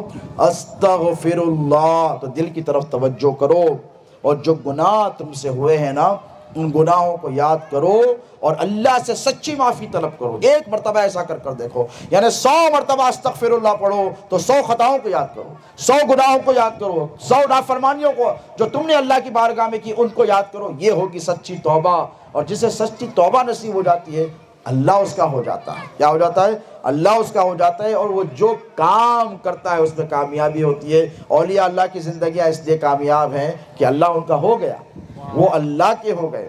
اب وہ جو کہتے ہیں اللہ وہی کرتا ہے، وہ جو سوچتے ہیں اللہ وہی کرتا ہے، ان کے ہاتھ دعا کے لوٹتے ہیں اللہ وہ کرتا ہے۔ اس کا مطلب یہ نہیں ہے کہ عام پبلک کے لیے وہ کیٹیگری نہیں ہے، میرے آقا کا ہر امتی اللہ کا دوست ہے، یاد رکھو۔ یہ پتہ نہیں کس کا کون سا عمل، اللہ نعوذ باللہ من ذالک محتاج نہیں ہے کہ تم اتنی ہی عبادت کرو تو اتنا ہی درجہ دوں گا، نہیں، ارے ہم تو اس ولی کامل کے غلام ہیں جسے عبد القادر جیلانی کہتے ہیں۔ چور گھر میں آیا تو ولی بن کے گیا کہ نہیں گیا بولو؟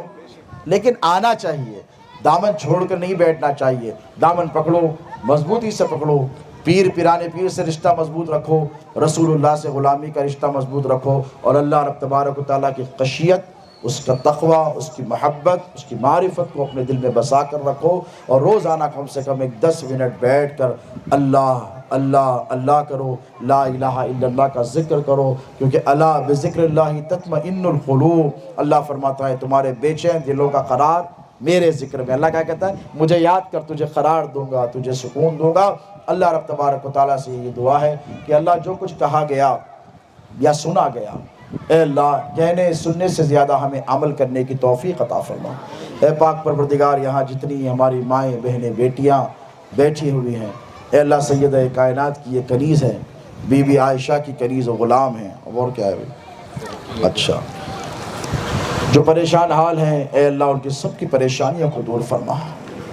اے پاک پروردگار، ہم تیرے حضور سیدہ کائنات سیدہ فاطمۃ الزہرا سلام اللہ علیہا کی نسبتوں کا وسیلہ لے کر حاضر ہوئے ہیں۔ ہم سیدہ خدیجۃ الکبریٰ کے نام کا صدقہ تجھ سے مانگتے ہیں، ہم ام المومنین عائشہ صدیقہ کے نام کی خیرات مانگتے ہیں۔ اے اللہ ہم بی بی زینب کے صدقات تجھ سے طلب کرتے ہیں، بی بی سکینہ کی معصومیت کا صدقہ تجھ سے طلب کرتے ہیں۔ اے پاک پروردگار، یہاں جتنی خواتین اسلام تشریف فرما ہیں اور ان کے گھروں میں جو ان کی مائیں ہیں یا بہنیں ہیں یا بیٹیاں ہیں، جو بھی ہیں پروردگار، ان سب کے رزق میں برکت عطا فرما۔ اے اللہ جتنے حاضرین ہیں اور حاضرات ہیں، اے پاک پروردگار ان سب کو ہر بیماری سے بچا۔ اے اللہ جو بیمار ہیں انہیں شفاء کاملہ اور کلی عطا فرما۔ بالخصوص چند نام آئے ہیں دعا کے لیے، ویسے تو سب کے لیے دعا ہے، تمام حاضرین کے لیے دعا ہے کہ اللہ رب تبارک و تعالی ہماری ایک بہن ہے زلیخا بیگم، انہیں صحت عطا فرمائے، گورے بھائی صاحب کو صحت عطا فرما، عفیف صاحب کو صحت عطا فرما، اے اللہ زبیدہ بیگم کو صحت کلی عطا فرما، سلیمہ بیگم کو صحت عطا فرما، گوری آپا کو صحت کلی عطا فرما، کریم الدین عیدگاہ کے متولی وہ بھی علیر ہیں، اے پاک پروردگار انہوں بھی صحت و شفا عطا فرما، عباسی بھی صاحبہ بھی علیر ہیں، اے اللہ تجھے بیمار کربلا کا واسطہ ان سب کو صحت عطا فرما۔ جناب شیخ فرید الدین صاحب بھی بیمار ہے، تمہیں پروردگار بابا فرید الدین کا واسطہ ہے، انہیں صحت عطا فرما۔ اے باری تعالیٰ جتنے حاضرین ہیں جو بیمار ہیں ان سب کو شفا کاملہ عطا فرما۔ یا اللہ ہمیں جو پریشان حال ہیں